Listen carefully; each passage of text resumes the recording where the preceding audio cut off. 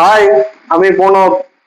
এই ভিডিওটাতে আলোচনা করব এসআইআর এর জন্য পুরুষ ভোটার তুলনায় মহিলা ভোটার কতটা কম হয়েছে, কোন কোন রাজ্যে কম হয়েছে, আর আমাদের এই রাজ্যে আপডেট কি। ভারতে ভোটার তালিকায় নাম তোলা বা ভোটদানে অংশগ্রহণ করার প্রচলন প্রথম দিকে খুব একটা বেশি ছিল না।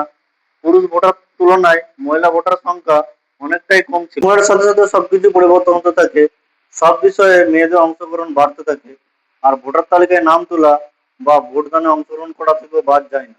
আর পুরুষ ভোটারের সংখ্যার তুলনায় মেয়েদের ভোটারের সংখ্যার যে ব্যবধান, সেটা ধীরে ধীরে কম হতে থাকে।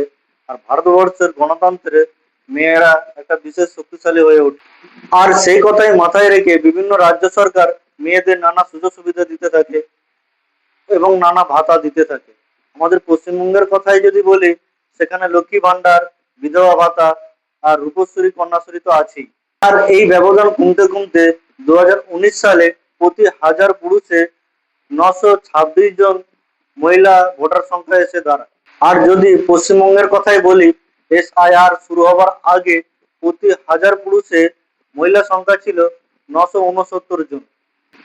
28শে ফেব্রুয়ারি যে প্রথম তালিকা প্রকাশ হয়, তাতে অনুপাত কমে গিয়ে দাঁড়ায় 964। প্রতি হাজারে 5 জন করে কম, সংখ্যায় গেলে অনেকটাই বেশি। এই তালিকায় 63 লাখ নাম বাদ পড়ে, তার অর্ধেকের বেশি মহিলা, প্রায় 33 লাখ। গোটা ভারতবর্ষের এর প্রবণতা দেখতে পাওয়া যায়। যেসব রাজ্যগুলিতে এসআইআর হয়েছে, সেই সব রাজ্যগুলি থেকে উত্তরপ্রদেশ আর ছত্তিশগড় বাদ দিলে আর বাকি রাজ্যগুলিতে 3.5 কোটিরও বেশি ভোটার বাদ পড়েছে।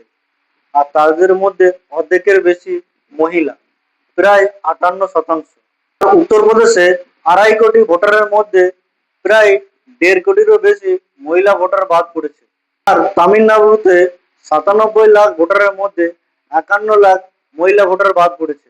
আর বিহারে 65 লাখ ভোটারের মধ্যে 36 লাখ মহিলা ভোটার বাদ পড়েছে। পশ্চিমবঙ্গের ফাইনাল তালিকায় 60 লাখেরও বেশি ভোটারের নাম বাদ যায়, আর তারপর মামলা যায় কোর্টে। 27 লাখ ভোটার ট্রাইব্যুনালের দরখাস্ত করে। সুপ্রিম কোর্ট সংবিধানের 142তম অনুচ্ছেদ প্রয়োগ করে নির্বাচন কমিশনকে নির্দেশ দেয় 21শে এপ্রিল ও 27শে এপ্রিল সংশোধিত ভোটার তালিকা প্রকাশ করতে। তার মানে পশ্চিমবঙ্গে প্রথম দফায় যে 152টি আসনে 23শে এপ্রিল ভোট গ্রহণ হবে, তার ফাইনাল তালিকা প্রকাশ হবে 21শে এপ্রিল। আর দ্বিতীয় দফায় যে 142টি আসনে 29শে এপ্রিল ভোটদান গ্রহণ হবে, তার ফাইনাল তালিকা প্রকাশ হবে 27শে এপ্রিল। ব্যাপারটা একটু জটিল হয়ে গেল নির্বাচন কমিশনের কাছে। এই কারণে পুরুষ ভোটারের সংখ্যার তুলনায় মহিলা ভোটারের সংখ্যার যে ব্যবধান, সেটাও পাওয়া গেল না। এসআইআর এর জন্য পুরুষের তুলনায় যে মহিলা ভোটারের সংখ্যা কম হওয়ার যে কারণগুলি, সেগুলি হলো, আর যে শর্তগুলি ছিল, সেই শর্তগুলি বেশিরভাগ মহিলারই পূরণ করা সাধ্য ছিল না। প্রথম কারণ হলো, জমি বা সম্পত্তির মালিকানা আছে এমন মহিলার সংখ্যা 15%। আর দ্বিতীয় কারণ হলো, অর্ধেকের বেশি মহিলার কাছে জন্মের সার্টিফিকেট নেই। আর তৃতীয় কারণ হলো, অর্ধেকের বেশি মহিলার কাছে জাতীয় শংসাপত্র নেই। আর চতুর্থ কারণ হলো, বেশিরভাগ মেয়েদের কাছে স্কুল পাস সার্টিফিকেট নাই বললেই চলে।